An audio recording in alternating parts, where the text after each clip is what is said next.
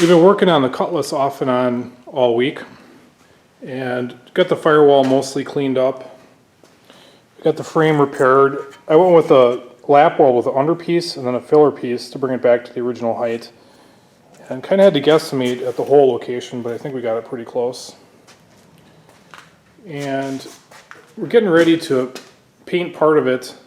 We're just going to use spray bomb and then put some filler panels in. The filler panels are light aluminum and they just block off. They block off where you'd have holes. It would look ugly and they're light. And then you won't have smoke going into your area. This just goes into the cowl, but that air gets into the cab too. So you just want to block stuff off and do it with light aluminum and won't weigh so much. After they're all applied with the same, using the same holes as stock, so everything can be returned back to normal if somebody wanted to buy this thing. They could just take this off, put a wiper motor back on, put a heater back on, and this will all be painted black. Instead of making a bunch of small patches, we thought it would be better to just make one whole piece that would cover up all the holes. And then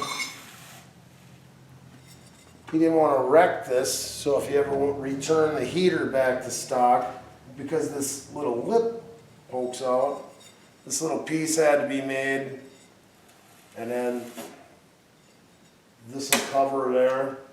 It'll fit like that.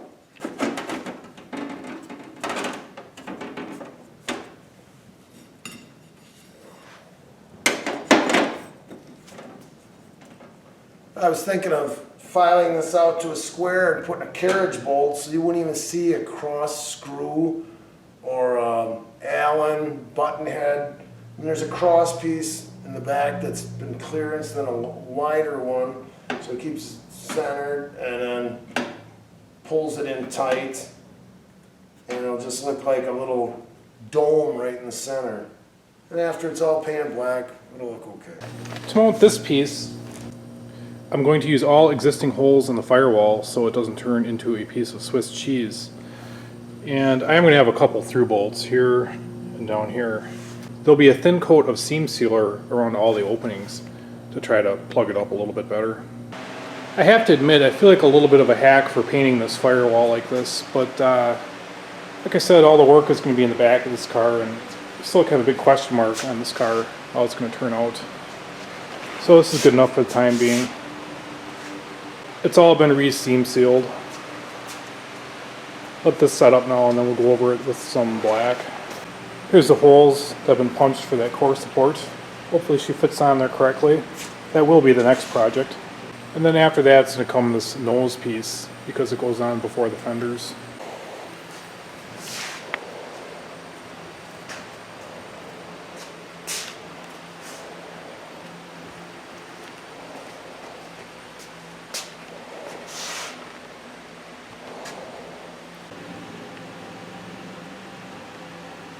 That hot rod black paint is dried.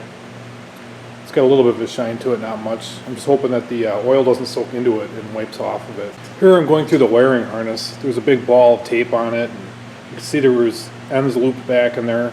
When I see that, I just can't help myself but to go in there and study what was done.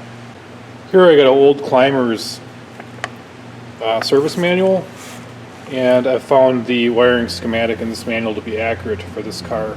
A lot of the other ones aren't, which is kind of funny, but luckily I have the correct one. Here's my final answer on the frame and firewall, for now anyway. I might make some plugs for this in the future. Plug wires were horrendous on the car, so I took them off.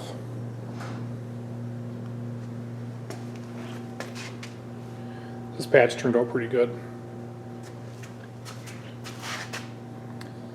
Now we're going to move on to this core support, and we've already started working on that, so we should have some videos on that in the short future.